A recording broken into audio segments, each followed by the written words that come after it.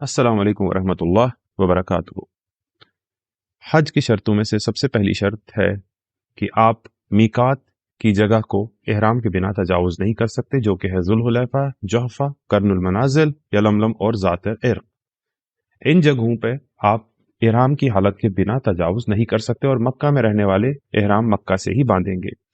हज के कई सारे अरकान हैं, जिनमें इहराम बांधना, तवाफ करना, सई करना, इसी तरह मीना में रात गुजारना और वकूफ़ अरफा, मुज़दलिफा में रात गुजारना, इसी तरह से रमी जमरा यानी शैतान को कंकरी मारना, इसी तरह कुर्बानी, हलक और फिर तवाफ़ ज़ियारा या तवाफ़ फ़ाज़ा, इसी तरह बाकी जमरात की रमी और तवाफ़ विदा।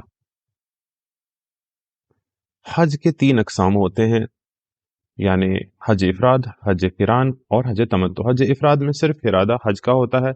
हज किरान में हज और उम्रा एक साथ किया जाता है, लेकिन हज तमत्तु में पहले उम्रा और उसके बाद हलक किया जाता है और उसके बाद इहराम हज के दिन यानी यौम तरविया के दिन बांधा जाता है। तीनों किस्म के हज करने वालों की नीयत अलग अलग होती है। हज इफ़राद करने वाले जो है नीयत सिर्फ हज की करते हैं कि अल्लाहुम्मा लब्बैक हज्जन, इसी तरह कारिन अल्लाहुम्मा लब्बैक उम्रतन व हज्जन, यानी दोनों की। इसी तरह तमत्तु वाले सिर्फ उम्रा की नीयत करते हैं। तवाफ़ुल कुदूम हज इफ़राद और कारिन के लिए, और तमत्तु वाले उम्रा का तवाफ़ करेंगे। इसी तरह इफ़राद वाले हज की सही करेंगे, तमत्तु वाले उम्रा की सही करेंगे और कारिन हज और उम्रा दोनों की सही एक साथ करेंगे।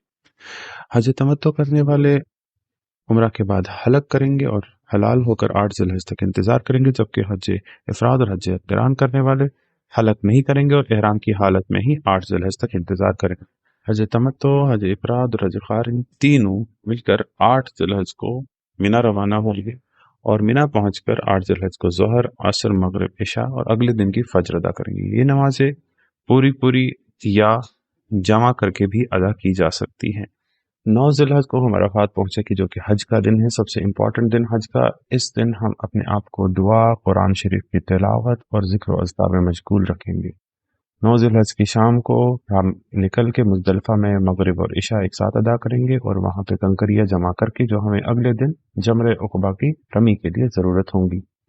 मुज़दलिफा में रात गुजारने के बाद फजर की नमाज अदा करके हम वकूफ़ मुज़दलिफा करेंगे, ज़िक्र व अज़कार करेंगे और रोशनी आते ही हम मुज़दलिफा से रवाना होकर जमरे अक़बा की तरफ 10 ज़िलहज को जाके 7 कंकरियाँ मारेंगे। हर कंकरी मारने के टाइम हमें तकबीर यानी बिस्मिल्लाह अल्लाहु अकबर पढ़ना हो। बाद हज किरान और हज तमत्तु करने वाले कुर्बानी अदा करेंगे, लेकिन हज इफ़राद करने वाले कुर्बानी अदा नहीं करेंगे, क्योंकि वो हदूद हरम में ही रहने वाले होते हैं। और उसके बाद हम हलक करेंगे। हलक के बाद हम इहराम की पाबंदी से आज़ाद हो जाते हैं, सिवाय एक पाबंदी के जो हम अभी भी नहीं कर सकते, जो कि सोहबतुन निसा है। सोहबतुन निसा तब हलाल होते हैं मुफरिद और कारिन जब वो तवाफ़ ज़ियारत करते हैं, लेकिन हज तमत्तु वाले सही के बाद मुकम्मल तौर पे हलाल हो जाते हैं। इसके बाद 11 ज़िलहज से 13 ज़िलहज की रातें एक हाजी को मिना में गुजारनी होती है। इन दिनों के दौरान एक हाजी को मिना में रहकर तीनों जमरों को रमी करनी होती है। सबसे पहले छोटे जमरे को, फिर बीच के और उसके बाद सबसे बड़े जमरे को। कंकरी जो 7 बार मारनी होती है, बिस्मिल्लाह अल्लाहु अकबर पढ़ के कंकरी मारते हैं और छोटे जमरे और बीच के जमरे के बाद कंकरी मारने के बाद हम दुआ करते हैं, लेकिन बड़े जमरे के टाइम दुआ नहीं करते। फिर 13 ज़िलहज को हम मक्का वापस जाकर तवाफ़ विदा कर सकते हैं, या जो लोग 12 ज़िलहज को ही मिना से रवाना होना चाहे वो भी 12 ज़िलहज को निकल के तवाफ़ विदा कर सकते हो। तवाफ़ विदा करने के बाद हम लोगों का हज मुकम्मल हो जाता है। अल्लाह ताला हम लोगों का हज कबूल फरमाए। अस्सलामु अलैकुम व रहमतुल्लाह।